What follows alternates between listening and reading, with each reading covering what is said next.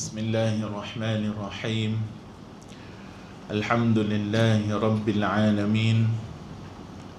Wassalatu wassalamu ala ashrafil anbiya'i wal mursalin Sayyidina wa maulana Muhammadin Tahal Amin wa ala alihi wa sahbihi at-tayyibin at-tahirin.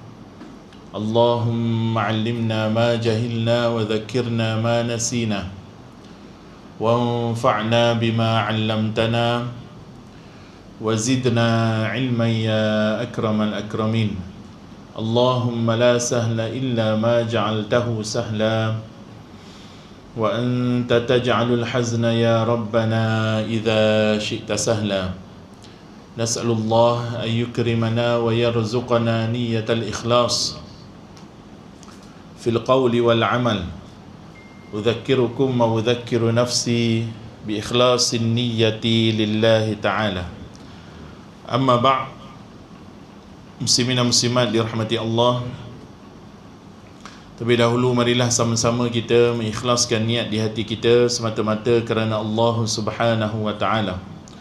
Terlebih dahulu saya mengucapkan selamat menyambut Maulidur Rasul sallallahu alaihi wa alihi wa sahbihi wasallam.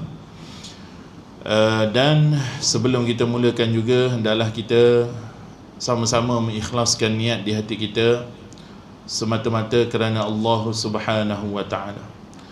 Amma ba'du, insya-Allah pada malam ni kita akan menyebut tentang apa yang disebut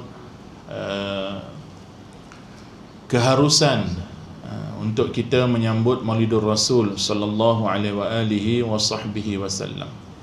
Maka muslimin dan muslimat dirahmati Allah, Allah Ta'ala telah berfirman dalam Al-Quran, A'udzu billahi minasyaitonir rajim. Bismillahirrahmanirrahim. Wa amma bi ni'mati rabbika fahaddits. Sadaqallahul azim. Allah Ta'ala berfirman dalam Al-Quran yang mafhumnya, maka dengan nikmat itu yang telah Allah Ta'ala kurniakan kepada engkau, fahaddits, maka sebutlah, bicarakanlah tentangnya. Maka muslimin dan muslimat dirahmati Allah, membicarakan nikmat yang kita terima kepada orang lain bukanlah suatu perkara yang dilarang secara sepenuhnya oleh syarak. Maknanya dalam setengah keadaan ada perkara kita tidak digalakkan untuk membicarakan tentang nikmat kita kepada orang lain. Kerana apa? Kerana likulli ni'matin mahsud. Setiap nikmat itu sudah pasti ianya dihasad. Maknanya setiap nikmat yang kita terima akan ada orang yang hasad pada kita. Jangan biasakan sebenarnya dalam satu keadaan, jangan biasakan kita cerita semua nikmat kita pada orang. Kerana orang-orang di sekeliling kita, termasuklah adik-beradik, bukan semua melihat nikmat kita itu dengan dia turut bergembira dengan kita. Bahkan ada sebahagian orang, bila kita ceritakan tentang nikmat yang kita ada, dia akan hasad. Dan hasad ini membinasakan. Kerana hasad ni dia ada banyak keadaan. Ada sebahagian orang, apa makna hasad? Hasad ni ialah apabila seseorang dia merasa tidak senang dengan nikmat yang orang lain terima, sehingga dia bertindak untuk nikmat tersebut agar terlucut daripada orang tersebut. Boleh jadi menyebabkan kematian, boleh jadi menyebabkan kecederaan. Sebab tu kadang-kadang kita tengok ada orang hasad, dia bakar rumah orang. Ada orang hasad, dia rosakkan kereta orang dan seumpama dengannya. Dan kadang-kadang hasad ini dia boleh membawa kepada ain, evil's eye. Biasa dengar kan al-ain? Sebelum ni dah lama lah kita pernah syarah tentang al-ain. Bila orang tengok nikmat kita, dia pandang dengan pandangan jahat, itu dia panggil al-ain. Orang Melayu panggil apa? Ludah jin. Keteguran. Kalau saya, mak ayah saya orang Perak bagi keteguran, kena ketegur. Yang budak-budak tiba-tiba nangis, contoh orang tiba-tiba lumpuh, namanya al-ain. Nabi kata al-ainu haqqun, ain itu benar. Maknanya orang bila contoh orang baru beli apa kereta-kereta yang terbaru, IMAS, bolehlah IMAS 7 contoh kan. Dia beli IMAS 7, tiba-tiba ada orang dia hasad, maka dia tengok kereta tu dengan pandangan ain, dengan hasad. Dalam hati dia, aksiden lah kau, contoh. Betul-betul aksiden depan tu. Itu yang kadang-kadang kita tengok ada sebagian orang baru keluar showroom dia aksiden, contoh kan. Baru beli kereta sehari aksiden, contoh. Ini boleh jadi sebab al-ain. Pada zaman Nabi SAW berlaku, dua orang sahabat dia mandi bersama. Zaman dulu mana ada bilik air dalam rumah. Zaman dulu kalau nak pergi mandi, kena mandi dekat hammam dia panggil. Hammam ni bilik mandi awam dulu. Dia termasuk dalam perkara yang wajib suami bagi isteri zaman dulu kalau bincang nafkah. Kalau isteri suami suruh dia mandi, zaman tu lah, suami kata kau pergi mandi busuk, kata dia. Maka isteri kena pergi mandi dengan bayaran daripada suami. Suami bayar masuk tempat mandi dulu lah. Sekarang semua dah ada bilik air kat rumah kan. Dulu jadi sahabat ni dua orang dia mandi. Dua orang sahabat ni dia mandi. Jadi yang pertama tu buka baju kan. Buka baju, nampak kulit dia tu putih melepak. Maka seorang sahabat ni yang mandi dengan dia tu tegur lah. Dia kata, cantiknya kulit kau, macam kulit anak dara, dia kata. Maka automatik sahabat tadi tu jatuh lumpuh. Bawa kepada Nabi SAW. Dia kata, siapa buat ni? Sahabat tu ngakulah. Kerana ain ni kadang-kadang boleh jadi tanpa disedari, yang ni tanpa sengaja pun. Cuma dia pandang dengan hasad, jadi ain. Maka cara rawatan dia apa? Ain ni kalau kita tahu siapa yang buat, okey lah. Yang jadi masalah zaman sekarang ni, kita tak tahu siapa yang buat. Yang tahu ni, Nabi kata pergi ambil wuduk. Setiap basuhan anggota wuduk tu tadah dalam satu bekas besen. Kemudian mandikan orang yang kena ain tu daripada belakang dia, mandikan. Bahagian terakhir bila air habis tu, macam ni kan cara mandi kan. Mandi habis tu telangkupkan. Habis telangkupkan, insya-Allah ain tu akan hilang. Tu sakit ain dipanggil. Zaman sekarang ramai berlaku sakit ain. Itu yang dipanggil sakit misteri tu. Cek hospital tak jumpa apa, buat scan tak jumpa apa.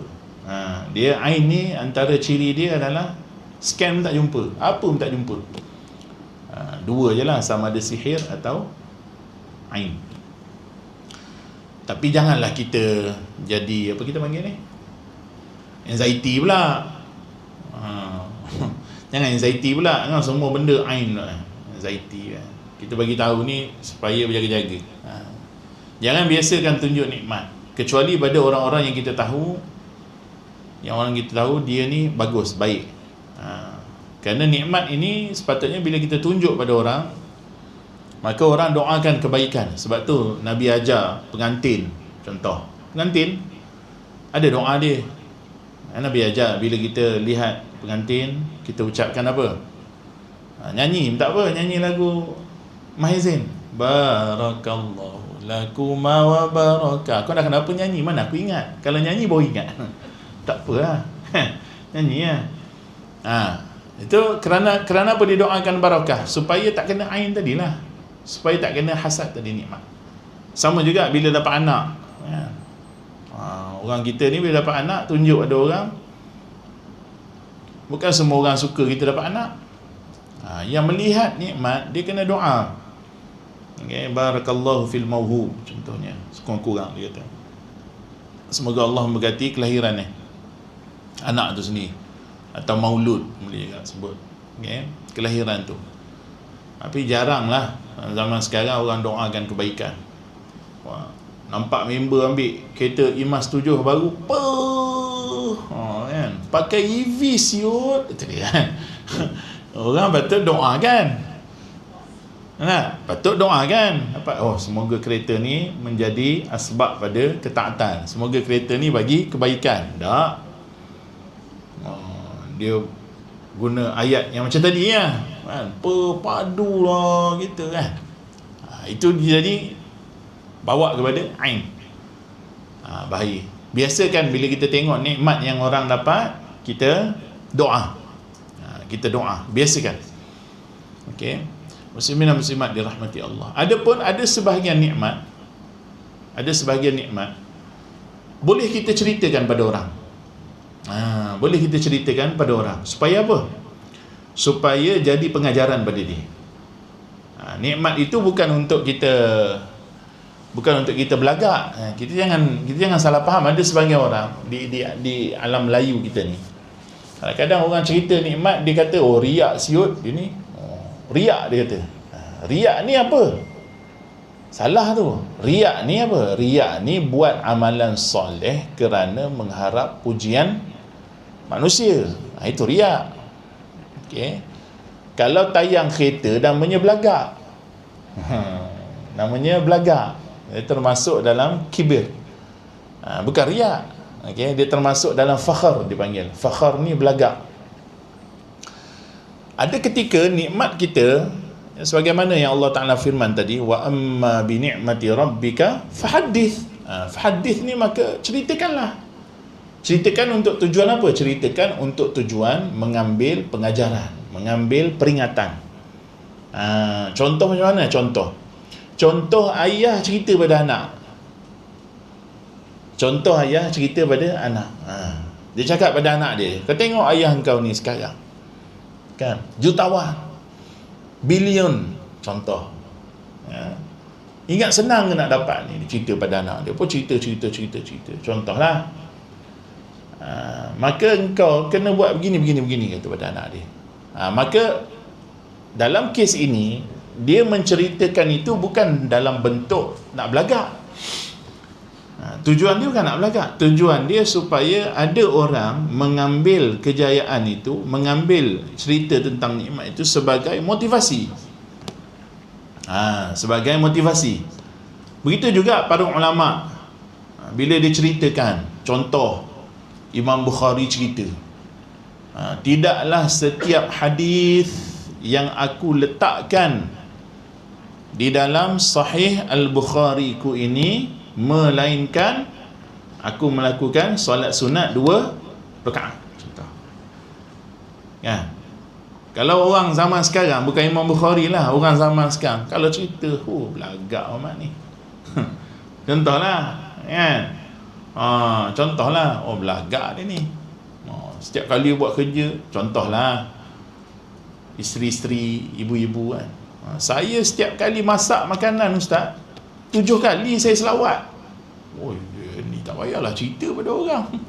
Ya, amalan masing-masing lah. Contohlah, dia salah faham. Kita ni bila dengar orang cerita tentang satu-satu nikmat, kita pula hati kena sangka baik. Dalam Islam wajib sangka baik terhadap orang. Orang cerita tu mungkin dia nak bagi tahu pada kita supaya buat amalan yang sama seperti dia. Tak salah pun kan, benda baik dia ceritakan. Maka Nabi SAW dalam satu hadis contohnya, Nabi cerita tentang nikmat yang dia peroleh. Nabi kata apa? Antara yang Nabi cerita ialah, Nabi kata, ana sayyidu waladi Adam yaumal qiyamati wala fakhar. Aku adalah penghulu sekalian anak Adam di hari akhirat, wala fakhar. Dan aku nyatakan ini bukan untuk aku berbangga, bukan nak belagak, bukan nak berbangga, tapi Nabi ceritakan fakta supaya kita semua tahu bahawasanya Nabi itu adalah sebaik-baik umat. Dalam hadis yang lain, contoh Nabi kata, ma ba'athallahu nabiyyan illa hasanal wajh hasanas saut wa kana nabiyyukum ahsan wajhan wa ahsanu sauta. Nabi kata apa? Tidak diutuskan seorang nabi pun melainkan rupa parasnya pasti cantik dan suaranya pasti merdu. Tak habis dekat tu, Nabi kata wa kana nabiyyukum, adapun sesungguhnya nabi kamu, Nabi Muhammad sallallahu alaihi wasallam, ahsan wajhan, yang paling cantik rupa parasnya. Maknanya Nabi tengah puji diri dia. Nabi kamu ni, wa kana nabiyyukum, Nabi kamu ni ahsan wajhan, yang paling handsome rupa parasnya, wa ahsanu sauta, dan yang paling merdu suaranya. Bila Nabi sebut macam ni, Nabi bukan belagak. Nabi bagi tahu fakta, dan benda ni dimasukkan dalam pembicaraan akidah dalam bab nubuwah, bab kenabian. Diceritakan tentang sifat-sifat para nabi, diceritakan tentang sifat Nabi Muhammad sallallahu alaihi wasallam. Nah, ada hadis yang lain Nabi kata apa? Orang yang paling baik di kalangan kamu ialah orang yang paling baik dengan isterinya, dan aku adalah orang yang paling baik dengan isteri. Nabi cerita, Nabi bagi tahu. Ini yang dipanggil wa amma bi ni'mati rabbika fahaddits. Nabi cerita, Nabi khabarkan, Nabi bagi tahu, bukan tujuan belagak, tapi tujuan dia supaya kita ambil ibrah. Sebab surau ibrah kan. Jadi kita ambil ibrah, ambil pengajaran daripada apa yang Nabi sebut, supaya kita dapat ikut. Nabi orang paling baik dengan isteri, maka kita hendaklah jadi orang yang baik pada isteri contohnya. Ikut apa yang Nabi sallallahu alaihi wasallam sebut. Baik, muslimin dan muslimat dirahmati Allah, apabila kita melakukan sambutan Maulidur Rasul sallallahu alaihi wasallam, antara tujuannya apa? Antara tujuannya ialah kerana kita nak bergembira. Dengan apa? Dengan kelahiran manusia yang paling agung. Tidak ada manusia yang paling agung selain daripada baginda sallallahu alaihi wasallam. Yang mana pada hari tersebut, contoh pada hari ini, kita bercerita tentang apa? Kita bercerita tentang akhlak Nabi, kita cerita tentang kelebihan Nabi sallallahu alaihi wasallam. Kita cerita tentang sebahagian di tempat dia cerita tentang, kerana asal usul maulid ni, antara ceramah yang biasa dibawa adalah cerita tentang apa? Cerita tentang kelahiran baginda sallallahu alaihi wasallam. Macam mana Aminatu binti Wahabin, Aminah binti Wahab, dia mengandungkan baginda sallallahu alaihi wasallam. Bila dahaga pergi kat telaga, air telaga naik, dia dengar bunyi malaikat bertasbih di sekelilingnya. Ketika dia melahirkan anak, tidak merasa, melahirkan baginda sallallahu alaihi wasallam, tidak merasa kesusahan. Ketika dia mengandungkan, dia mimpi yang baik-baik tentang baginda, dan macam-macam. Ketika baginda keluar daripada perut Aminah, berada dalam keadaan tali pusat dah terpotong, Nabi berada dalam keadaan sujud, mata Nabi bercelak, Nabi dalam keadaan berkhatan. Itu semua adalah cerita tentang kelebihan baginda sallallahu alaihi wasallam. Untuk apa diceritakan? Supaya kita faham keagungan peribadi Rasulullah sallallahu alaihi wasallam. Supaya kita faham tentang bagaimana Rasulullah ini duduk dalam kedudukan dalam seluruh manusia ini. Baginda adalah yang paling mulia, baginda adalah yang paling agung. Supaya kita ajar pada anak-anak kita ni, dah ajar anak mengagungkan Spiderman, mengagungkan apa, Iron Man, Avengers, Thanos, contoh kan. Benda-benda tu yang diajarkan kepada anak-anak. Dia, perkara ni menjadikan semakin hari generasi yang setelah kita ni semakin jauh dengan agama. Tidak ada langsung terlintas dalam fikiran mereka tentang Rasulullah sallallahu alaihi wasallam. Tidakkah kita merasa malu apabila anak kita lebih kenal artis-artis, lebih kenal pemain-pemain bola, lebih kenal dengan pelakon-pelakon berbanding dengan kenal Rasulullah dan para sahabatnya. Ini yang menjadikan kenapa benda ni berlaku, kerana kita tidak menyebut tentang Nabi kita. Kita tak ajar anak kita, kita tak ajak anak kita dengar tentang sirah Nabi, dengar tentang akhlak Nabi, dengar tentang peribadi Nabi, bagaimana Nabi berjalan, bagaimana Nabi senyum, bagaimana Nabi bercakap dengan para sahabat, bagaimana Nabi sikat rambut, bagaimana Nabi pakai pakaian, apa pakaian yang Nabi suka, apa ini. Kita tak ajar pada anak kita. Tapi kalau artis, tahu. Makanan kegemaran tahu. Makanan kegemaran pun tahu kalau artis-artis ni. Lagi-lagi kalau yang next level punya kan, Battle of Sambal Nyet Bilis, contoh tahu? Tak tahu bagus tapi kalau tahu tu tahu kan Battle Sambal Nyet Bilis kan. Bila Khairul Amin buka je slot pembelian sambal bilis kan, terjual berapa juta dalam masa beberapa minit, sampai orang beli jual balik tu. Beli tu dah lah mahal, bukan murah sambalnya. Kalau kita pergi makan kedai-kedai biasa bukan mahal pun, tapi dia buat mahal lah. Tak apalah, dia ada nama kan, orang beli. Dah beli jual balik mahal, kena komplain pula. Battle of Rembayung, sama tak? Kan? Nak makan di restoran Rembayung kan? Tak tahulah rasa macam mana, mungkin sedap lagi pada tempat-tempat lain. Tapi nak dia ceritakan dekat sini macam mana peribadi manusia ini dibentuk dengan sekelilingnya. Itu yang timbul jadi apa kita panggil ni, FOMO ni, fear of missing out. Fear of missing out.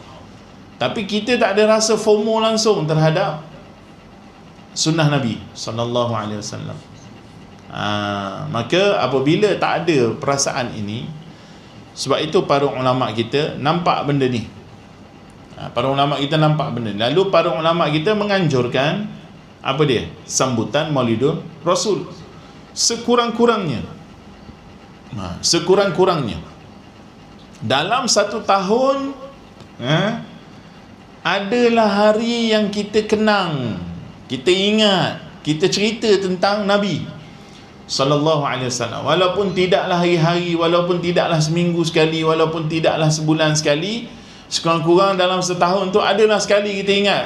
Kerajaan bagi cuti lagi, bagi anugerah lagi tokoh Maulidul Rasul, ada perarakan lagi. At least pada hari tersebut orang tahu, kita berbangga dengan Nabi sallallahu alaihi wasallam, kita bergembira dengan kelahiran baginda sallallahu alaihi wasallam. Maka ini mengajarkan generasi kita bahawasanya ada kewujudan seorang insan yang mulia, yang agung, yang namanya Muhammad sallallahu alaihi wasallam. Suatu ketika ada seorang Yahudi, dia berjumpa dengan Sayyidina Abu Bakar. Dia tanya kepada Abu Bakar, "Ya Abu Bakar, ya Abu Bakar, sifatkan kepada aku akhlak Nabi, akhlak Muhammad." Sayyidina Abu Bakar menjawab dengan satu jawapan, "Kau pergi jumpa Umar, tanya dengan Umar." Pergi pada Umar, tanya dengan Umar. Bukan Abu Bakar tak tahu jawapan, tapi Abu Bakar nak ajar sesuatu kepada Yahudi ni tadi. Bila Yahudi ni tadi pergi jumpa Umar, "Wahai Umar, sifatkan kepada aku tentang akhlak Nabi." Maka Umar kata, "Jumpalah Ali, tanya dengan Ali." Sama juga, Umar pun nak ajar sesuatu. Maknanya nak tunjuk pada Yahudi tu, nak tengok Yahudi sungguh-sungguh tak dia nak kenal Nabi sallallahu alaihi wasallam. Dia pun jumpa dengan Ali. Kata, "Wahai Ali, sifatkan pada aku tentang akhlak baginda sallallahu alaihi wasallam." Subhanallahil azim. Maka Sayyidina Ali tanya dia, soalan jawab dengan soalan. Sayyidina Ali jawab, sifatkan kepada aku tentang nikmat-nikmat dunia ni. Sayyidina Ali tanya pada dia, engkau terlebih dahulu sifatkan kepada aku nikmat dunia yang ada ni. Yahudi ni kata, nikmat dunia ni banyak, dia kata. Nah, macam mana aku nak sifatkan dalam satu apa kita panggil ni, dalam satu syarahan, nak cerita tentang nikmat dunia ni. Macam zaman kita sekarang ni, kalau kita, orang suruh kita sifatkan nikmat dunia, apa yang kita nak sifatkan? Banyak nikmat dunia ni kan. Tak usah ceritalah Pro 2 Viva ke, mana maunya. Nikmat dunia ni kalau kereta ni apa, Lamborghini lah kot Lamborghini ke, Brabus ke, apa ke kan. Mau cerita rumah ni, istana ke, makanan ni kita cerita yang Michelin 5 star punya makanan. Nak ceritalah. Macam mana nak gambarkan nikmat dunia ni, cerita pada aku. Yahudi ni kata, macam mana aku nak cerita, macam mana aku nak gambarkan? Tak boleh nak cerita. Sayyidina Ali kata apa? Dalam Quran, bukankah Allah Ta'ala telah menyebut bahawasanya mata'ud dunia ni qalil. Mata'ud dunia qalil. Nikmat dunia ni di sisi Allah hanyalah qalil. Sikit Kalau kita nak compare dengan apa? Kalau kita nak compare dengan nikmat dalam syurga. Macam mana kita nak compare nikmat dunia dengan nikmat syurga? Tak mungkin. Satu nikmat syurga pun tak boleh nak compare dengan seluruh nikmat dunia. Tak boleh nak compare. Mana nak compare-nya dalam syurga? Contoh kan, dalam syurga kita tak memerlukan kenderaan macam Bugatti ke, Porsche ke apa. Tak perlu. Kita dah atas katil je. Ala sururim marfu'ah. Katil kita ni yang terbang. Apa ayat dia? Ala sururim mutaqabilin Ustaz. Saya takut saya salah ayat. Kita cek dulu. Ala sururim.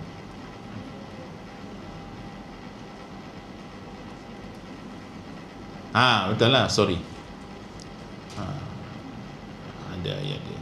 Allah Ta'ala berfirman dalam Al-Quran apa? Ala sururim mutaqabilin. Mereka saling berjumpa, orang beriman ni, kelak hari akhirat. Kalau kita semua ni masuk syurga insya-Allah, kita akan ingat semua ni. Mungkin lepas ni kita tak jumpa dah. Lepas tu kita jumpa balik, siapa macam pernah tengok. Tapi dekat syurga kita memang ingat ni muka-muka ni yang kita pernah berjumpa. Allah kembalikan memori tu di syurga. Walaupun rupa dah lain dah. Ni rupa lain dah. Tak sama dalam syurga ni. Iya. Kita dalam syurga insya-Allah masing-masing umurnya 33 tahun. Wajahnya setampan Nabi Yusuf alaihissalam di dunia. Nabi Yusuf dalam syurga lebih tampan daripada dia di dunia.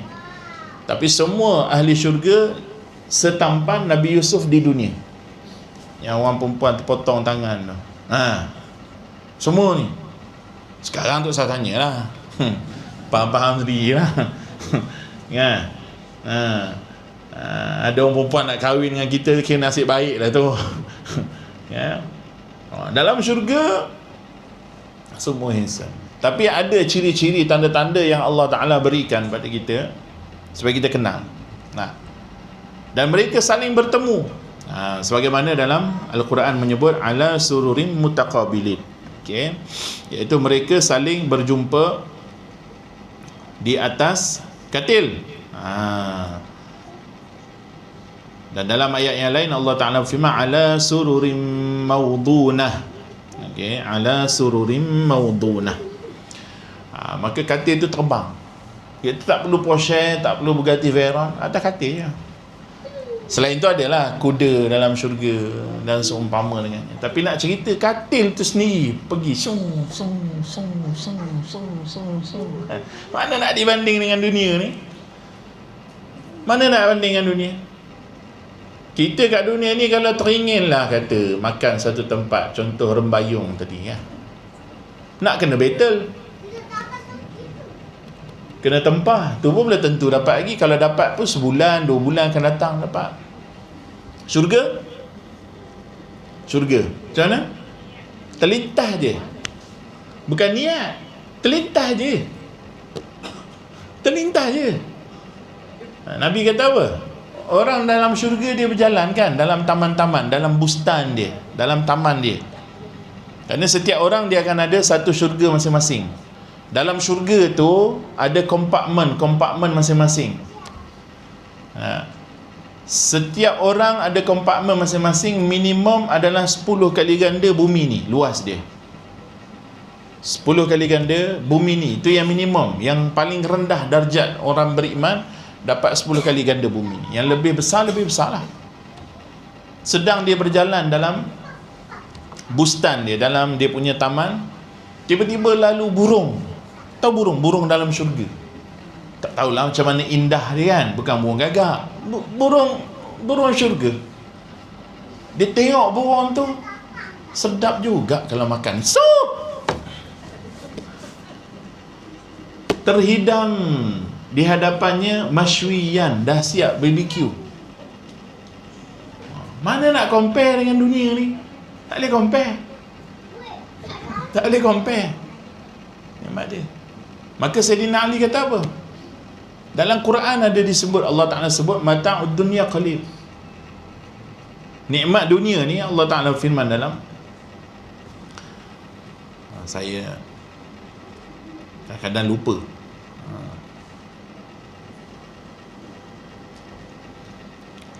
Allah Ta'ala berfirman dalam Al-Quran, a'udzu billahi minasyaitonir rajim, qul mata'ud dunya qalil. Katakan wahai Muhammad, mata'ud dunya qalil.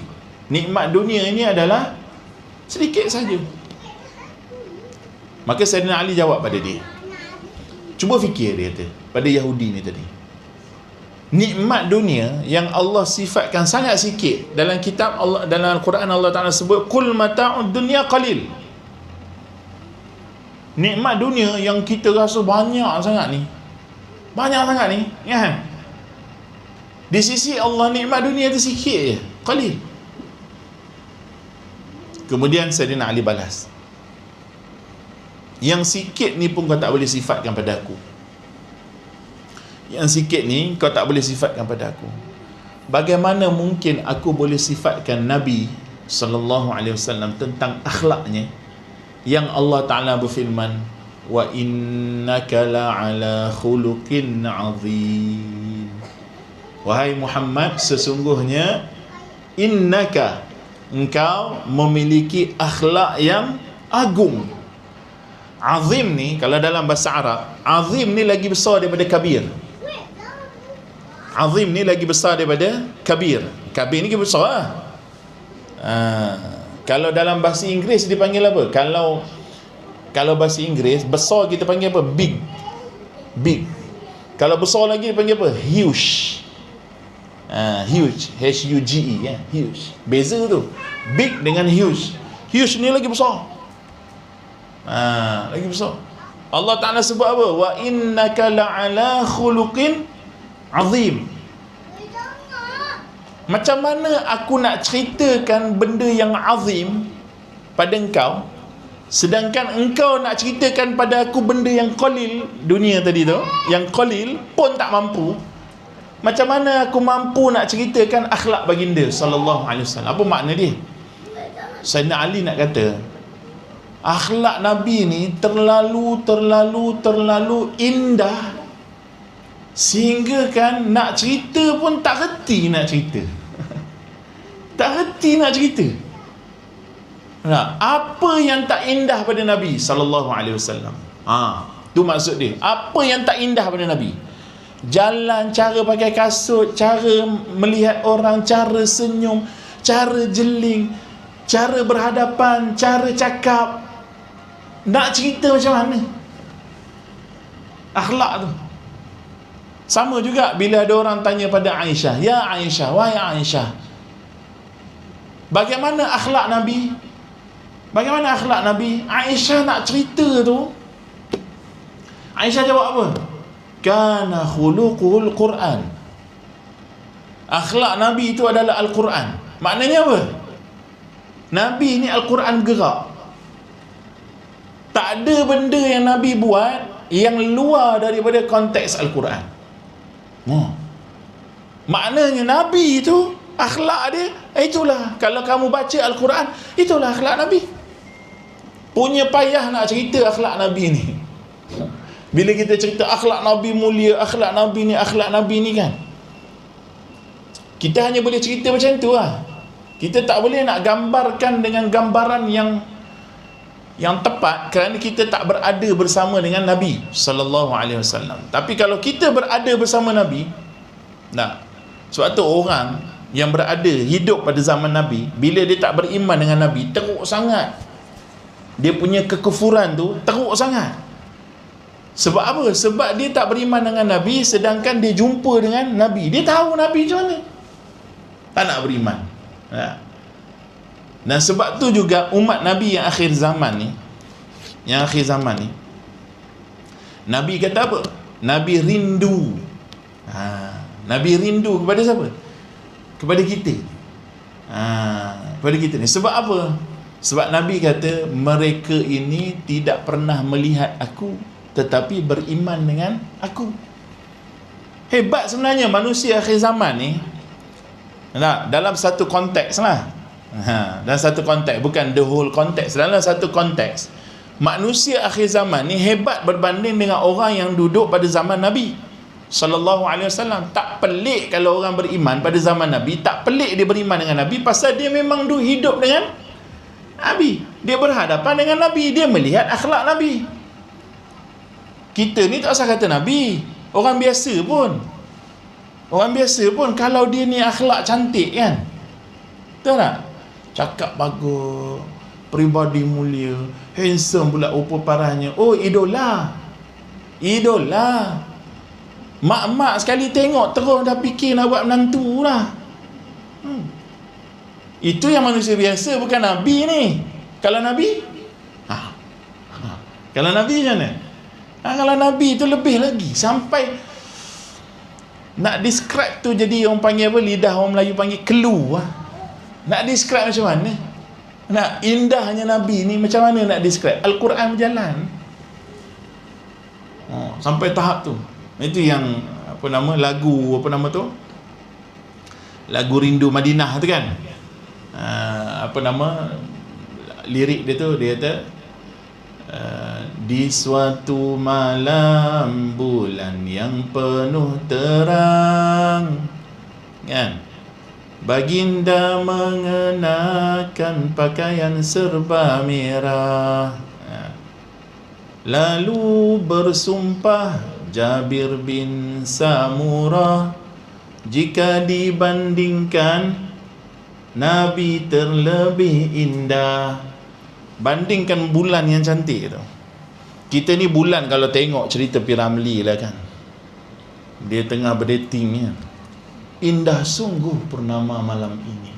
Kan, nak cerita malam purnama ni kalau orang indah, satu momen yang seronok lah kan. Tak usah kira bercinta lah tu, kita cerita katalah suami dengan isteri kan, malam cantik bulan malam ni yang cantik.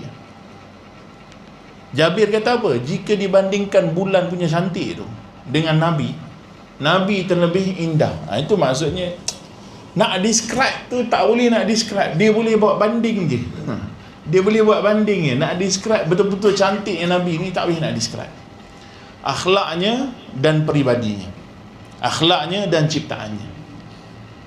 Maka muslimin dan muslimat dirahmati Allah, apabila kita menganjurkan Maulidur Rasul, sambutan Maulidur Rasul, kadang-kadang kita tengok dalam media sosial ya, ada beberapa kelompok, sebenarnya bukan beberapa kelompok, satu kelompok yang pecah-pecah kan, yang mula setiap kali tiba dia banyak, dia musim dia banyak, dia musim Ma'al Hijrah dia muncul, lepas tu dia diam balik.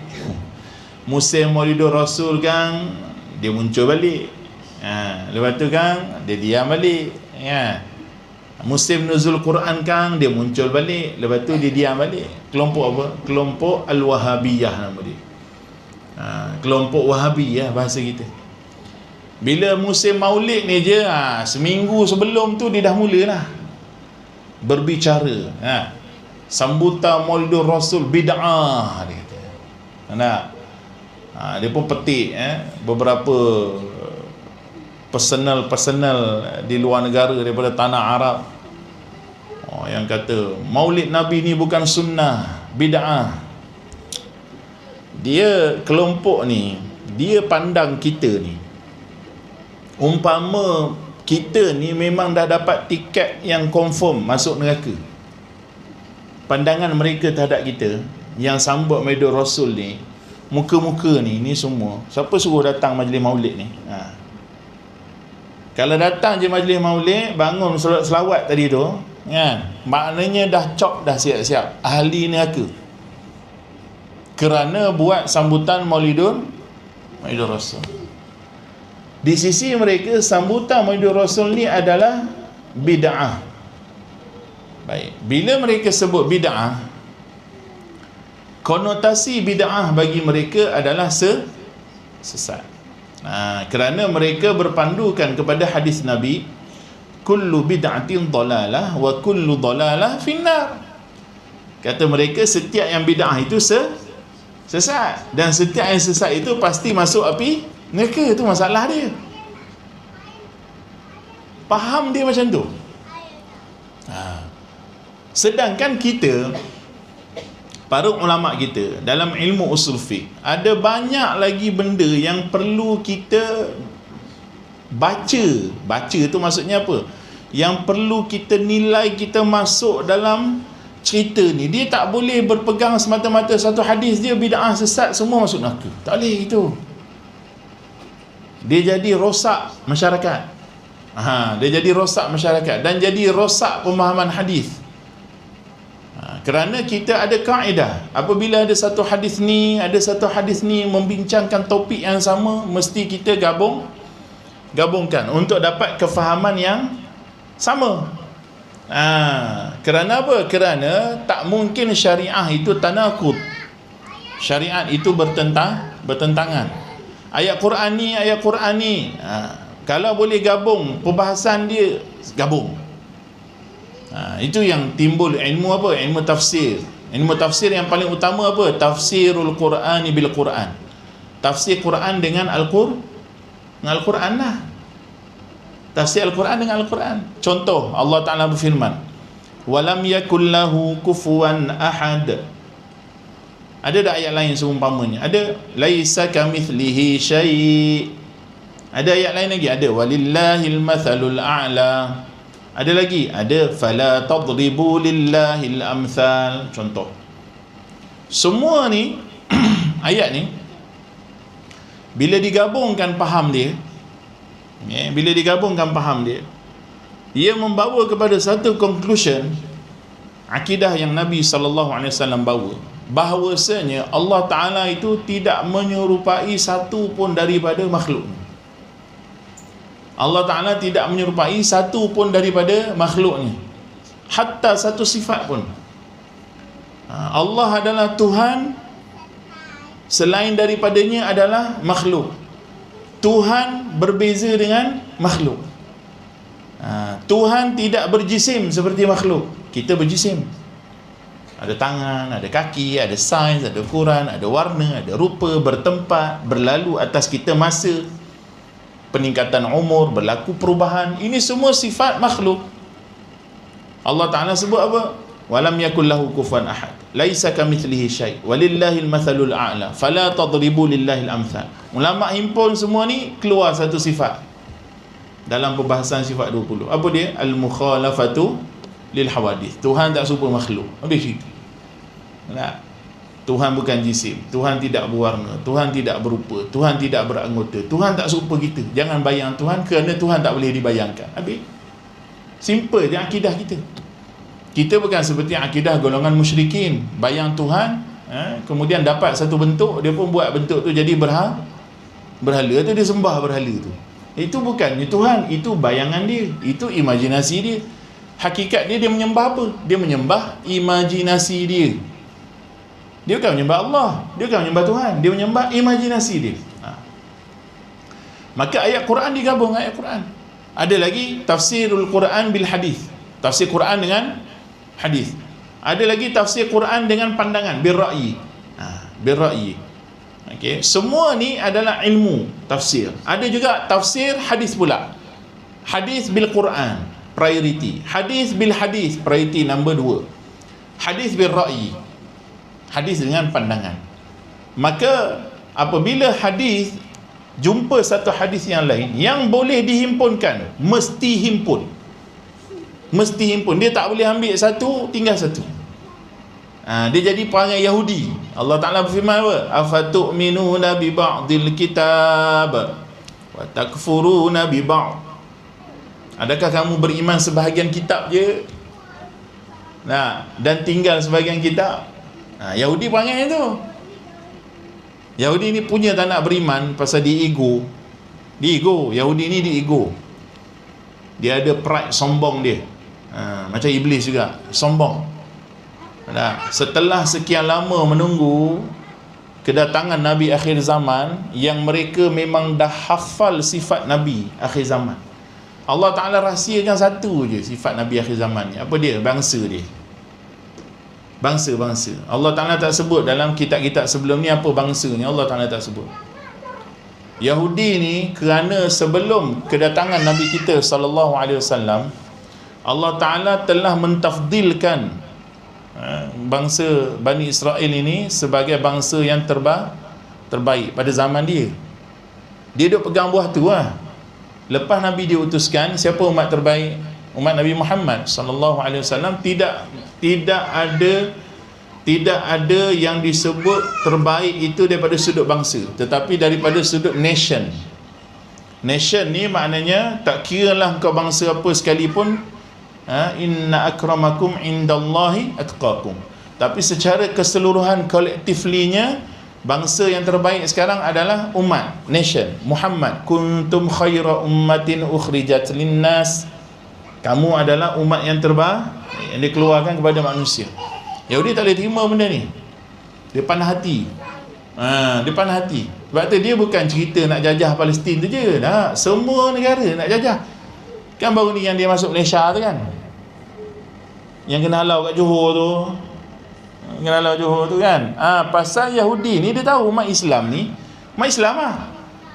Kita tak ada bangsa tertentu, Melayu ke, India ke, China ke. As long as you are Muslim, then you are best nation. Itu dalam syariat kita. Maka Yahudi ni tadi, Bani Israel ni tadi, mereka ada satu harapan bahawasanya Nabi Muhammad ni, Nabi yang terakhir ni adalah daripada bangsa ni. Dia hafal sifat Nabi tu, dia hafal. Sebagaimana firman Allah, ya'rifunahu kama ya'rifuna abna'ahum. Mereka kenal kamu wahai Muhammad sebagaimana mereka kenal dia Muhammad sebagaimana mereka kenal anak-anak mereka. Anak sulung suka makan apa, anak sulung rupa macam mana, anak sulung perangai macam mana, anak berdua perangai macam mana. Semua kita kenal anak kita tak? Kenal perangai masing-masing, semua tahu. Macam itulah mereka kenal Nabi. Satu tak tahu bangsa. Bila Nabi SAW lahir dan diutuskan, setelah itu diutuskan sebagai seorang Nabi, terkejut mereka. Shock, terkejut. Tak sangka bahawasanya Nabi SAW ni lahir daripada bangsa Arab, yang mana bangsa Arab ni line age dia sampai kepada Ismail alaihissalam. Bagi Yahudi, Yahudi ni punya jahat dia, saja ni selingan. Yahudi ni punya jahat, dia kata Ismail ini second class. Sebab Ismail ni adalah anak kepada Hajar. Hajar ni sebelum dia jadi isteri Nabi Ibrahim, dia adalah hamba kepada Sarah. Hamba kepada Sarah. Dia tak ada Siti Hajar, Siti Sarah tu. Siti tak ada. Namanya Hajar, namanya Sarah. Siti tu orang Melayu letak singkatan kepada Sayyidati. Dia tak ada Siti tu asal dia. Orang Melayu letak Sayyidati, lama-lama sebut jadi Siti. Macam Honda City pula. Sayyidati. Tak apalah, Hajar, Sarah. Bila Sarah tak dapat anak, maka Sarah dia cadang supaya Nabi Ibrahim kahwin dengan Hajar, supaya dapat anak penyambung legasi Nabi Ibrahim AS. Maka Nabi Ibrahim kahwin dengan Hajar. Bila kahwin dengan Hajar dapat Ismail. Dalam masa yang sama Sarah mengandung. Sarah mengandung, lahirnya Nabi Ishaq. Nabi Ishaq. Lepas Nabi Ishaq barulah lahir Nabi Yaqub AS. Kemudian 12 orang anak Nabi Yaqub. Yaqub namanya Israel. Yaqub tu sendiri namanya Israel. Israel ni maknanya apa? Hamba Tuhan. Isra hamba, Il Tuhan. Bahasa mereka lah. Bahasa mereka Il, kita ilah, sama je. Il, ilah. Israel, Isra hamba, Il Allah, hamba Allah, Nabi Yaqub AS. Sebab tu jangan kita panggil Israel, kita panggil Bani Israel. Lahir 12 anak kan. Salah seorangnya Nabi Yusuf AS. Nabi Yusuf mimpi sebelah bersujud tu kan, sebelah bintang tu kan. 12. Daripada 12 ni kemudian jadilah bangsa Yahudi, bangsa Bani Israel ni berkembang kan. Nabi Ismail pula daripada anak Yaqub AS ni tadi lahir ramai nabi sampai Nabi Isa AS. Tapi daripada Ismail ni tak ada seorang pun nabi. Tak ada, langsung tak ada, sampailah Muhammad sallallahu alaihi wasallam tak ada nabi. The only one daripada cucu Nabi Ibrahim AS, jalur Ismail, adalah Nabi Muhammad sallallahu alaihi wasallam. Mereka shock, kejut. Dulu nabi ramai kat kami. Ramai pun tak guna kalau tak beriman. Sebab Bani Israel ni nabi paling banyak. Bani Israel ni adalah bani paling banyak bunuh nabi. Dia ada satu altar khas untuk bunuh nabi. Tak puas hati dengan nabi, bunuh. Tak puas hati dengan nabi, bunuh. Jahatnya dia orang ni. Bila mereka dengar tentang Nabi Muhammad, tak nak beriman. Tak nak beriman tu asal usul dia bukan sebab apa pun. Sebab dia adalah daripada bangsa Arab. Tu je. Tu punya ego dia. Sampai ke hari ni dia benci orang Arab. Sampai ke hari ni dia benci Nabi tu dengan bangsa-bangsa Arab sekali, dengan semua umat Islam sekali. Punya benci dia. Bani Israel tadi. Jadi bila dia lalu Allah Ta'ala sebut antara ciri mereka apa? Mereka beriman separuh kitab, mereka tinggal separuh. Sebab apa? Sebab zaman Nabi, Taurat asli masih ada. Zaman Nabi kita sallallahu alaihi wasallam, Taurat asli masih ada. Ketika satu hari Nabi ketika di Madinah, Nabi berjalan kat Madinah. Masa tu Madinah masih lagi Yahudi sebelum peristiwa Khaybar. Yahudi masih lagi duduk dengan orang Islam. Nabi berjalan, Nabi lalu depan rumah seorang Yahudi. Dia tengah baca kitab Taurat dia pada anak dia. Anak dia nak meninggal, sakit tenat. Macam kita baca Yasin lah, dia baca Taurat. Baca Taurat pada anak dia. Baca. Nabi pun lalu, Abu Bakar kat kanan, Umar kat kiri. Nabi pun tanya pada Yahudi ni tadi, apa yang engkau dapati tentang aku dalam Taurat? Nabi uji dia. Laki Yahudi ni kata apa? Aku tak dapati apa-apa tentang engkau pun dalam Taurat. Tak ada, dia kata. Tak ada tentang engkau. Dia menipu. Sebenarnya dalam Taurat tu penuh cerita dengan Nabi kita sallallahu alaihi wasallam, kedatangan Nabi akhir zaman. Anak dia yang tengah sakit tenat tu, anak dia pun celik mata. Anak dia kata, aku dapati tentang engkau dalam Taurat, dan sesungguhnya engkau adalah Rasulullah. Asyhadu an la ilaha illallah wa asyhadu anna Muhammadan Rasulullah. Dia beriman, kemudian dia pun mati. Nabi pun kata, wahai Abu Bakar, wahai Umar, jom kita angkat dia, bawa pergi mandi jenazah, kafan dan kebumikan secara orang Islam. Itu sifat mereka, beriman separuh, tinggal separuh. Jadi orang yang mengingkari adanya bid'ah yang baik dan bid'ah yang buruk, Kerana golongan Wahabi ni dia kata bid'ah ni buruk semua, tak ada yang baik, dia kata. Kita kata tak. Nabi sendiri sebut bid'ah ni ada baik, ada buruk. Tapi mereka tinggal hadis tu, mereka ambil yang ni je. Mereka ambil yang ni je. Kullu bid'atin dhalalah, setiap bid'ah sesat. Kalimah kullu bukan semua. Kalimah kullu bukan semua. Contoh orang tanya, Ustaz makan ke nasi Arab ni? Contohlah jamuannya, nasi Arab ke? Kan? Contoh je, test water. Contohlah hidang nasi Arab kan. Ustaz makan ke nasi Arab ni? Oi, saya ni apa tak makan? Semua saya makan. Contoh. Bila saya kata semua makan, adakah memang betul-betul semua, ataupun semua tu dengan makna kebanyakan benda saya makan? Kebanyakan benda saya makan, maknanya benda yang biasa orang makan, saya makan lah. Bukan makna semua tu tak tinggal satu pun, semua saya balun. Tak semestinya, kan? Tak semestinya. Kerana makna semua kat situ bukan makna setiap. Kullu fard, dia makna kebanyakan, aghlab. Bila Nabi kata kullu bid'atin dhalalah, bukan makna semua tak ada kecuali. Maksud Nabi ialah apa? Kebanyakan yang bid'ah itu sesat.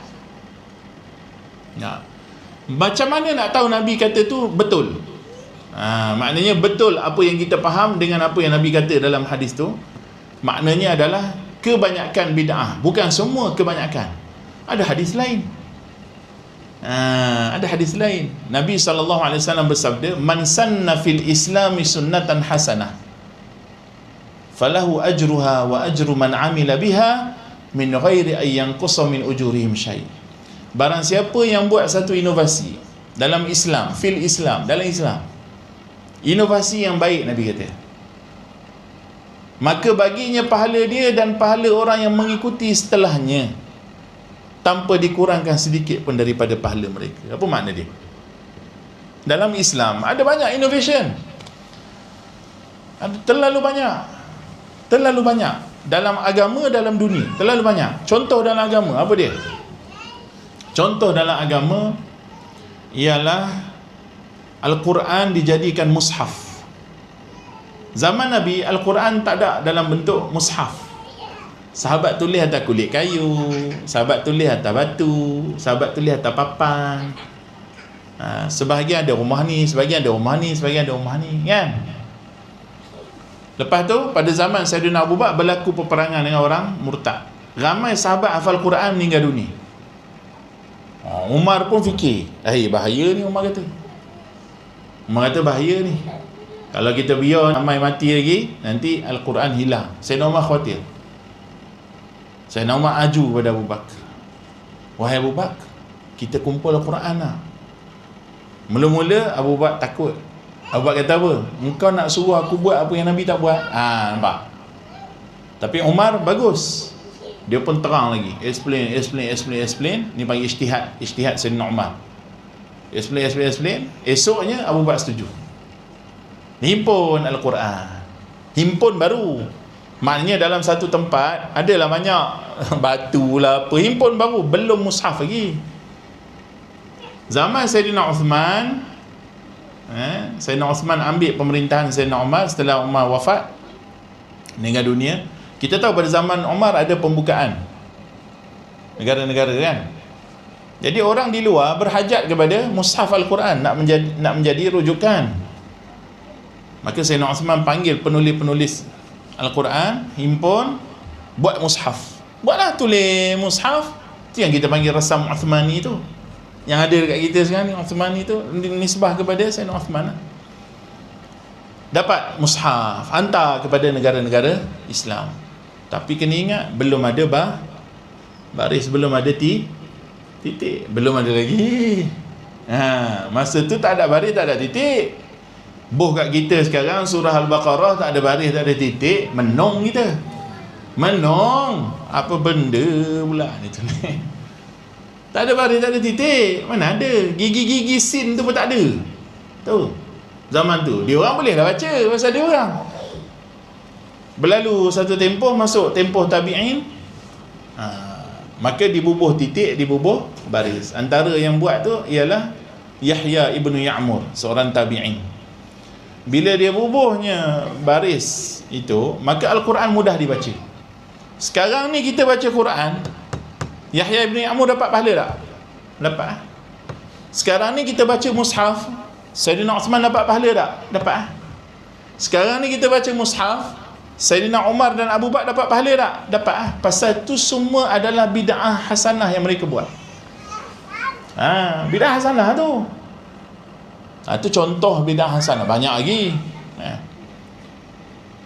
Dalam hadis yang sama, Nabi kata, wa man sanna fil islami sunnatan sayyi'ah. Barang siapa yang buat bid'ah yang keji pula, bid'ah yang buruk,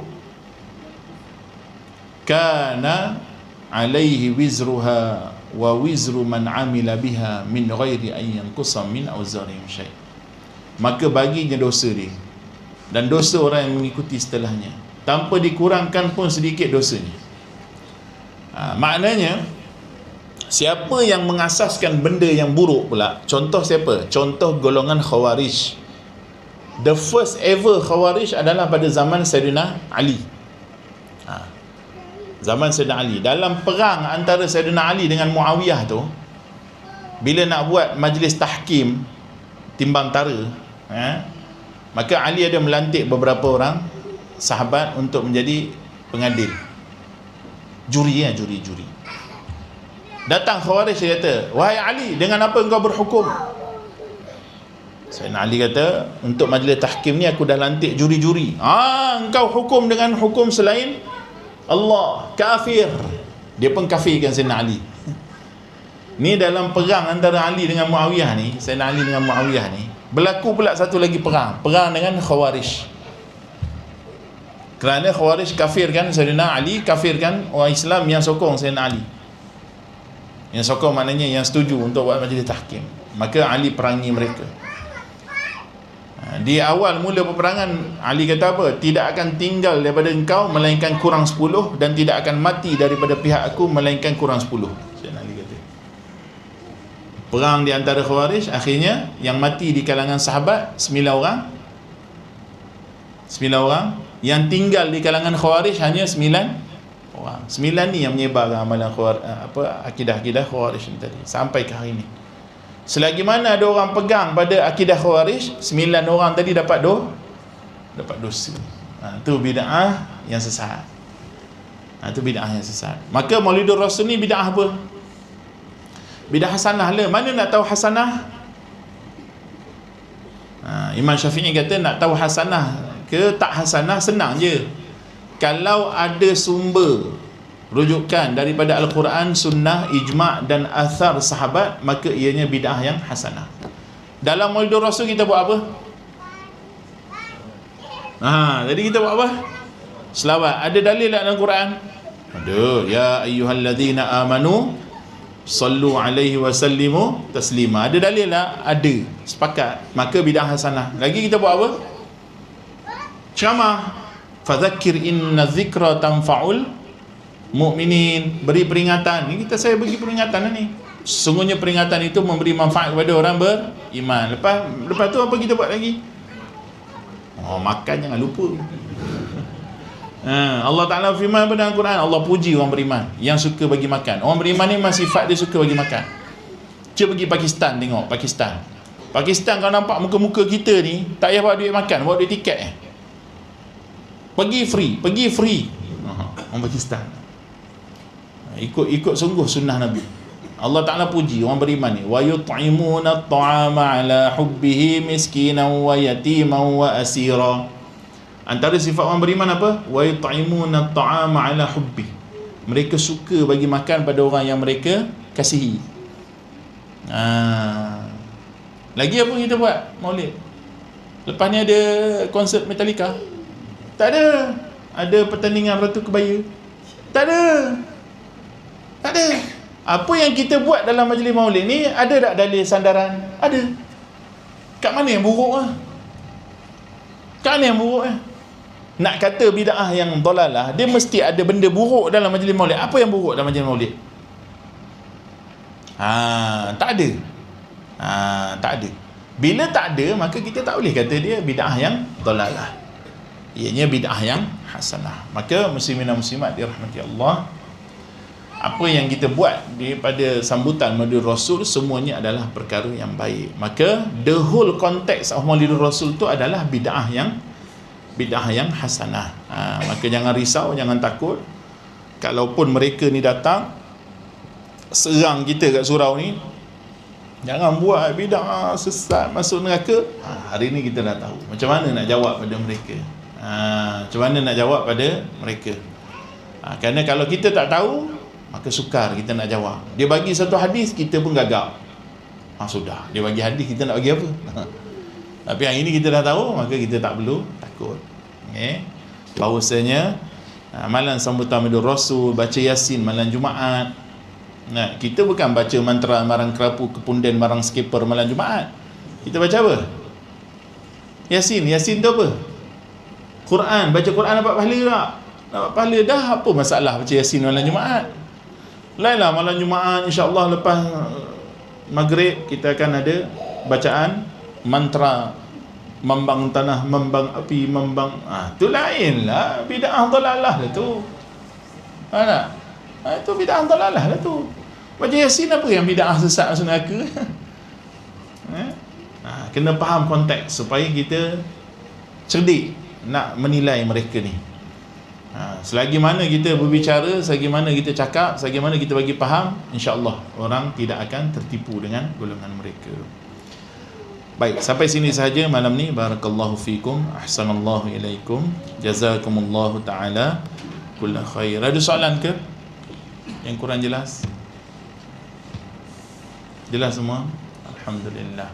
Aku liqauli hadza astaghfirullah li wa lakum wa lil mu'minina wal mu'minat wal muslimina wal muslimat al ahya'i minhum wal amwat rahmatika ya arhamar rahimin walhamdulillahi rabbil alamin. Assalamualaikum warahmatullahi wabarakatuh. Ala Muhammad sallallahu alaihi wasallam. Sallallahu ala Muhammad sallallahu alaihi wasallam. Sallallahu ala Muhammad sallallahu alaihi wasallam. Sallallahu ala Muhammad sallallahu alaihi wasallam. Sallallahu ala Muhammad sallallahu alaihi wasallam. Sallallahu ala Muhammad sallallahu alaihi wasallam. Sallallahu ala Muhammad sallallahu alaihi wasallam. Sallallahu ala Muhammad sallallahu alaihi wasallam. Sallallahu ala Muhammad sallallahu alaihi wasallam. Sallallahu ala Muhammad sallallahu alaihi wasallam. Dia boleh duduk.